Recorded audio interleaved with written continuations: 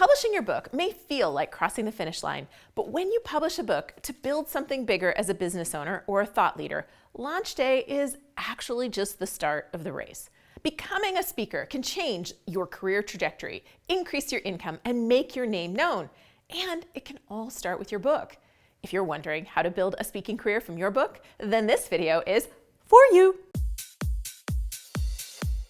Hey, I'm Julie the Book Broad, founder of a fabulous author services company called Book Launchers. Speaking engagements are worth the butterflies and stage fright you might face at the thought of standing in front of a big audience.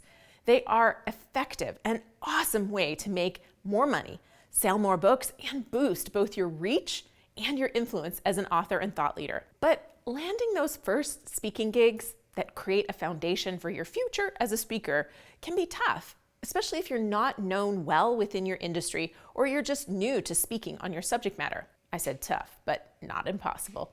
To help you out, I asked our wonderful book marketing manager, Sarah Bean, for her top tips and tricks for landing opportunities as a new speaker. So let's get into it. We have a speaking career to build after all. Tip 1.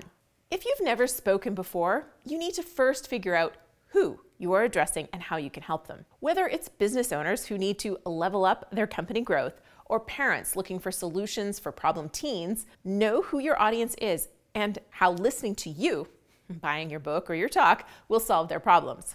Be specific and know that there are organizations out there for pretty much everything. 2, build your unique topic and brand. Create 1 to 2 topics or abstracts that directly help the audience and be able to adapt those on the fly for different audiences. You want buyers to know right from your talk title who you're addressing and what they can take away from it. Practice those topics so you're prepared well in advance when opportunity comes knocking. One of my standard talks is 5 tips to write a book that sells. There are fundamental principles I cover in every talk I give on that subject.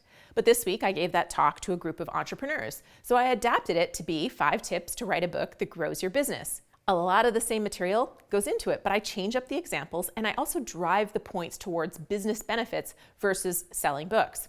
3, have your materials ready. The most important thing, a speaker's reel. Even unpaid engagements will ask for this if you don't have a reputation as a speaker already. They want to put somebody who's going to entertain and educate their audience in front of their audience. So they want to check up on you. They just want to see examples before they invest in you for their event. So put together a video, a reel, or a speaker one-pager at a minimum that shares your topics. Your speaker reel is ideally a combination of different talks that you've given, showing the audience engaged and clapping and laughing.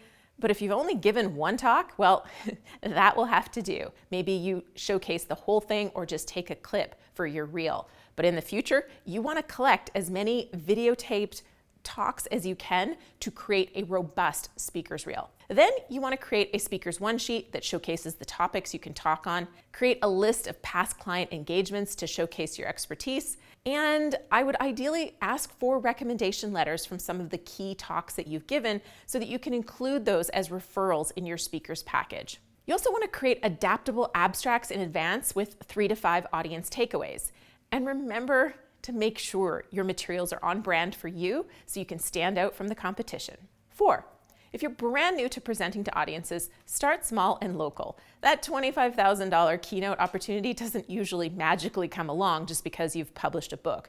You have to build up to it. Besides, it's better to gradually move up.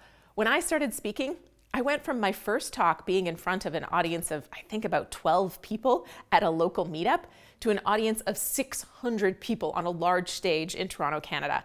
I was so nervous, I don't even remember the talk. So I suggest you practice your material like a comedian would.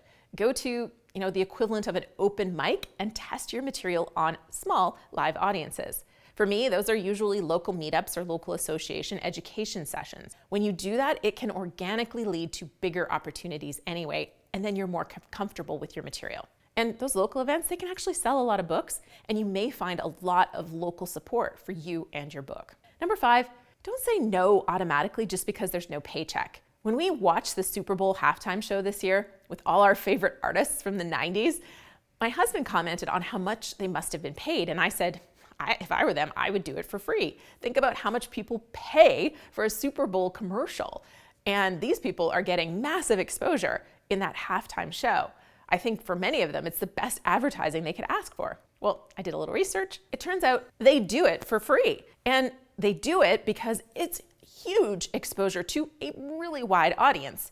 And in their case, decades old songs get new life. But for an artist, it's also a feather in your cap to be invited to do a halftime show. So as a speaker, don't turn your nose up just because something's free. Some free events have enormous value when they're the right event for you and for reaching your audience. So before you say no, let's look at what factors might make you want to say yes, like who's in the audience, or what channels that organization might open up for you, or if you could just use that video footage for a better speaker's reel. And if you have a chance to sell books or drive a lot of traffic to your website, those might be really good reasons to do a free talk. Sometimes those are even bigger results than getting a speaker's fee when you can't promote your stuff or your book at all. Number 6, know that if you bring your best self and deliver value, whether it's paid or free, one speaking gig almost always leads to another. Never discount an audience as not big enough to be prepared. In the audience, there may be somebody who wants you to speak for their company, or something that you may say that resonates with somebody who becomes a new client, or refers a whole bunch of new people to you, or wants to buy a copy of your book for everybody in their organization. I've been a speaker at events that have had thousands of people in the audience, only to have 20 people in my breakout room for a talk. That can feel really demotivating if you just look at the empty seats. But I usually encourage, cajole, pick on people until they move forward so that I feel like they're a good group together. And then I deliver massive value to the folks that are there. Because my belief is that every person showed up there for me, I'm going to show up for them and give them value.